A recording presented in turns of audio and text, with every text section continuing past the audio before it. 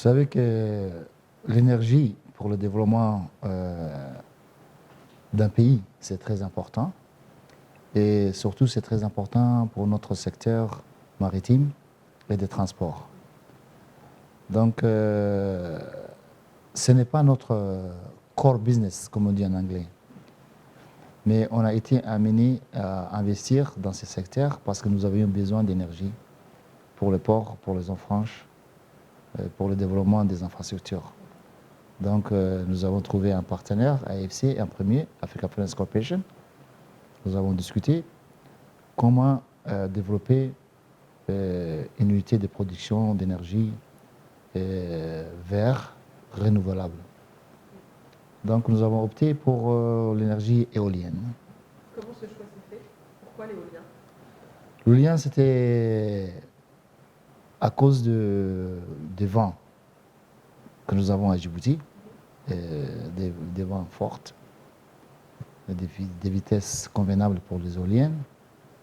Et par rapport au solaire, c'était les temps, les heures de production étaient plus prolongées que le solaire parce que le soleil, c'est 12 heures.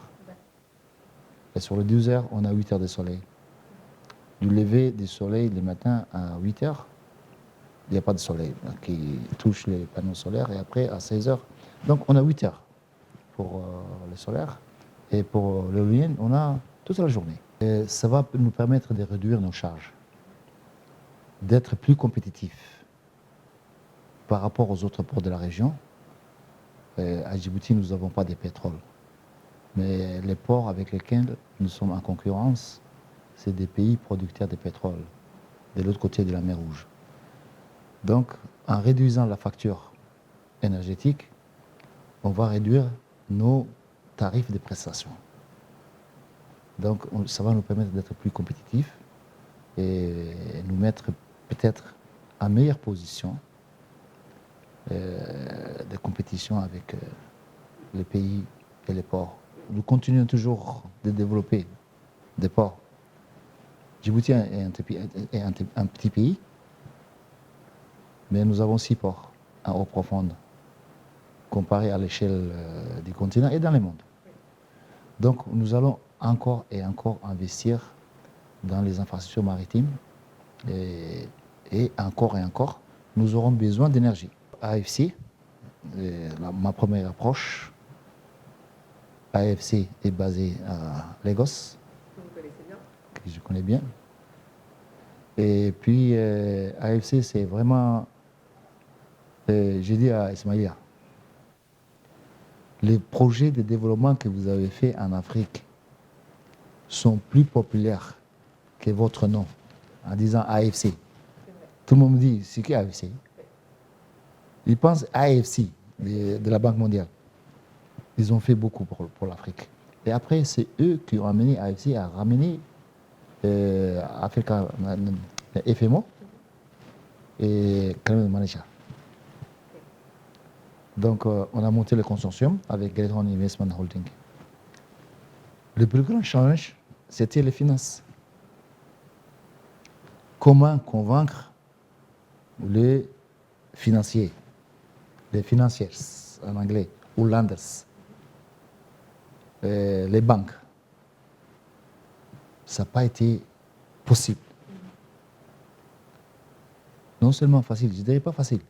Je ne vais pas employer ce terme. C'était impossible. Donc, AFC et Great Horn, nous avons convenu de trouver quelque chose de nouveau. 100% equity. C'était OK pour AFC, c'était OK pour Great Horn. Il fallait convaincre les 2 autres partenaires. Et ils ont dit, nous sommes partants. Donc, on a financé ces projets 100% equity. Comme le disent les Anglais, c'est une bold idea. Ouais. Donc maintenant, on est bon. Tout est debout. Tous les 17 éoliennes sont debout.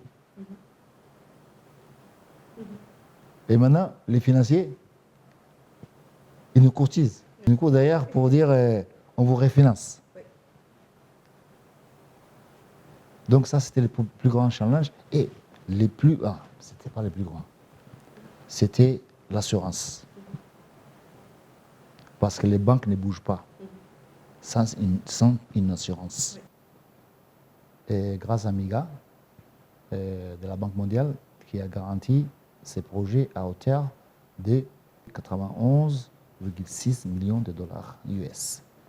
Il faut qu'on arrive à développer Seleka et à implémenter Seleka. Parce que vous savez, il y a des choses. Il y a l'énergie, il y a la façade maritime, mais aussi on doit construire des routes, des chemins de fer pour atteindre le cœur du continent où la richesse existe, désenclaver l'Afrique. Sur l'Atlantique et sur l'océan Indien et sur la mer Rouge. Mais nous avons une hinterland énorme, des richesses énormes. Donc on doit développer ça. L'étape suivante, c'est les routes et les chemins de fer et traverser l'Afrique.